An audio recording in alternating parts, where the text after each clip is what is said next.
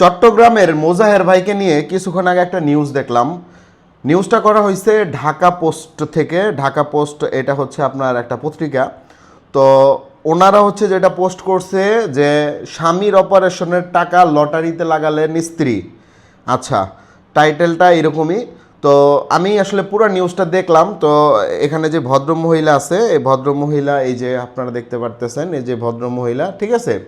তো উনি দাবি করতেছে যে মুজাহের ভাইয়ের কাছে উনি হচ্ছে টাকা দিছে, মুজাহের ভাই ওনার কাছ থেকে টাকা নিয়ে এখন টাকা দেয় না। আচ্ছা, এই বিষয়টা নিয়ে আমি একটা কথা বলতে চাই। মুজাহের ভাই কি সত্যিই তাহলে এই মহিলার কাছ থেকে টাকা নিছে? হ্যাঁ ভাই, দেখেন মানে এই দুনিয়াতে ভালো মানুষের ভাত নাই, এ কথাটা আপনি মানেন আর না মানেন। আর দ্বিতীয় কথা হচ্ছে এই সমাজ, এই বাংলাদেশ, এই দেশে যদি আপনি মানে মন প্রাণ উজাড় কইরা আপনি মানুষের জন্য কিছু করার চেষ্টা করেন, তারপর আপনি দিন শেষে দাম পাইবেন না, বরঞ্চ আপনারে মানুষ ফল্ট, প্রতারক এরকম ভাববে। ভাই দেখেন, মুজাহের ভাই যেই পেজে ভিডিও আপলোড করে, ওনার যে বাংলায় নাম লেখা মুজাহের ভাই পেজটা, ওই পেজের বর্তমান ফলোয়ার 6 মিলিয়নেরও বেশি।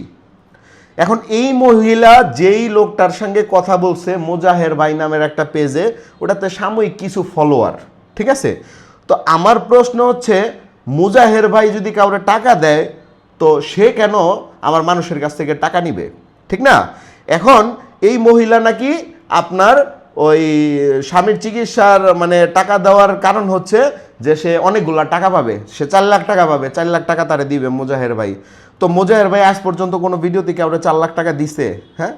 আর মুজাহের ভাই কি কখনো কোনো ভিডিওতে এসে বলছে আমি ভাই মুজাহের ভাই দালালি করতেছি না, যেটা সত্য সেটাই বলতেছি, যে উনি কি কখনো কোনো ভিডিওতে এসে বলছে যে আপনারা, আমি আপনাদেরকে বিকাশে নগদে টাকা দিব, আপনারা এটার বিনিময়ে আমার ফর্ম ফিল আপ করেন, এই টাকা দেন, সেই টাকা দেন? তো এখন কথা হইতেছে ভাই, অসৎ মানুষ থাকবেই। তো অসৎ মানুষ খপ্পরে, অসৎ মানুষের খপ্পরে কিন্তু তারাই পড়বে যারা লুবি, যাদের মধ্যে লুব আছে। এই মহিলা একজন লুবি মহিলা, আমি বলতে পারি। কারণ এই মহিলা যেই লোকের কাছে টাকা দিছে, ঠিক আছে, ওই লোক টাকা নিয়ে ফাক্কা, এখন উনি বলতেছে যেটা নাকি মুজাহের ভাই। আরে ভাই, মুজাহের ভাই পেজের ফলোয়ার হচ্ছে 6 মিলিয়ন, তাহলে একটা 2-3 লাখের একটা ফলোয়ারের ভিতরে কিভাবে মুজাহের ভাই সেই পেজ হয়? এবং দ্বিতীয় কথা হচ্ছে, উনি যে টাকাটা দিছে এটা তো ডকুমেন্ট আছে, মোবাইল নাম্বার আছে বা ব্যাংক অ্যাকাউন্ট যেভাবেই দিছে, তো এই ডকুমেন্ট নিয়ে সার্চ দিলেই তো হয়ে যায়।